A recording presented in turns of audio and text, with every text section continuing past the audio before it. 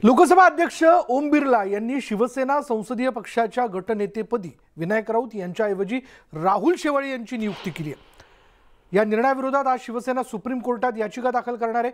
लोकसभा अध्यक्ष ओम बिर्ला यांच्या निर्णयाविरोधात शिवसेनेने सुप्रीम कोर्टाचे दरवाजे ठोठावण्याचा निर्णय घेतला।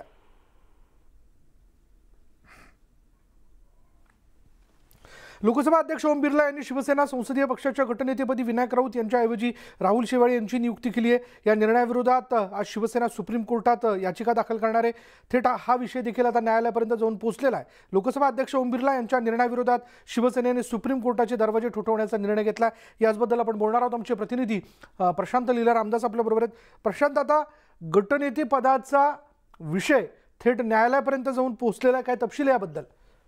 महत्वाचं बरोबर आहे। महत्वाचं म्हणजे विशाल जर बघितलं आपण ज्या माहिती मिळते, ठाकरे गटाच्या नेतेपदावरून जे हटवण्यात आलेलं आहे, अध्यक्ष ओम बिर्ला यांनी जो निर्णय घेतला विनायक राऊत यांना हटवण्याचा, त्याच्या विरोधात शिवसेना आता सर्वोच्च न्यायालयात पोहोचलेली आहे।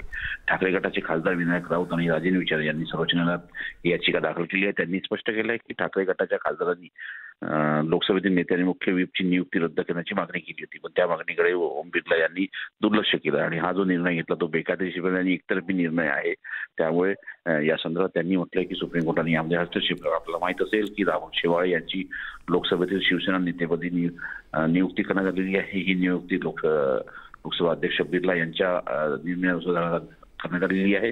सोबतच भावना गवळी यांची यापूर्वी शिवसेनेच्या मध्ये उद्धव ठाकरे गटाच्या वतीने हकालपट्टी करण्यात आली, पण त्यांची देखील नियुक्ती मान्य करण्यात आली। याचा अर्थ असा होतो की एकतर्फी निर्णय घेण्यात आलेला आहे। आम्ही लोकसभा अध्यक्षांना कॅवेट देखील दिला होता, तर त्यांनी विनायक राऊत यांचं स्पष्ट म्हणणं आहे की आम्ही वारंवार पत्र दिलं, पण आमच्या पत्राला केराची टोपली दाखवण्यात आली आणि दुसरीकडे काही तासाच्या आतच ज्यांनी पत्र देतात काही तासाच्या आतच विनायक राऊतच्या विरोधी गटाविधी खास करून राहुल शेवाळे यांची नियुक्ती करण्यात आली। यामुळे आता सुप्रीम कोर्ट या संदर्भात काय निर्णय घेते पाहणं महत्त्वाचं ठरणार आहे। आगामी 6 ऑगस्टला ज्या सुनावणी होणार आहे त्यामध्ये हा निर्णय होण्याची शक्यता व्यक्त केली जात आहे।